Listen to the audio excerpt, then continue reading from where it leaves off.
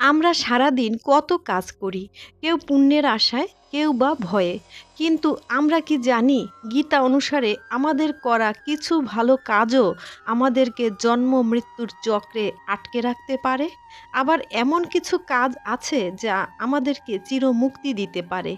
আজ আমরা কথা বলবো শ্রীকৃষ্ণের দেয়া জীবনের সবচেয়ে বড় ফর্মুলা, কর্ম, বিকর্ম ও অকর্ম নিয়ে। ভক্তি কথা বাংলায় স্বাগতম।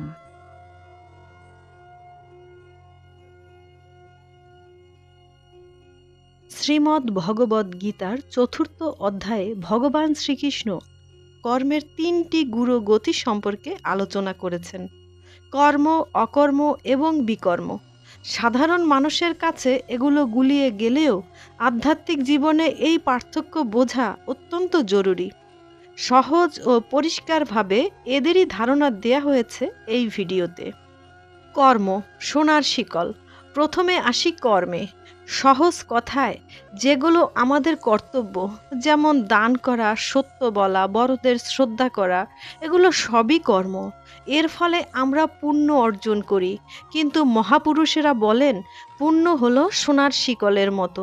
লোহার শিকল যেমন আমাদেরকে বন্দি করে রাখে, পুণ্য নামক সোনার শিকলও আমাদেরকে পৃথিবীতে আটকে রাখে সেই পুণ্যের ফল ভোগ করার জন্য।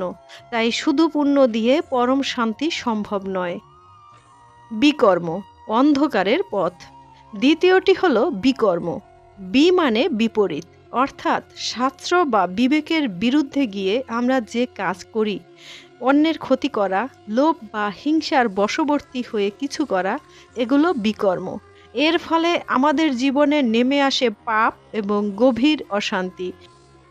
এটি মানুষকে আধ্যাত্মিকভাবে অন্ধকারের দিকে ঠেলে দেয়। অকর্ম, মুক্তির চাবিকাঠি। সবচেয়ে গুরুত্বপূর্ণ হলো অকর্ম।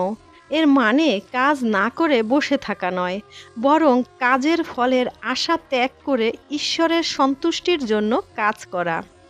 একটি উদাহরণ দিলে ভালো হয়। একজন বিচারক যখন অপরাধীকে সাজা দেন, ব্যক্তিগত রাগের মাথায় না গিয়ে বরং আইনের খাতিরে, তখন সেই সাজার দায় তাকে স্পর্শ করে না।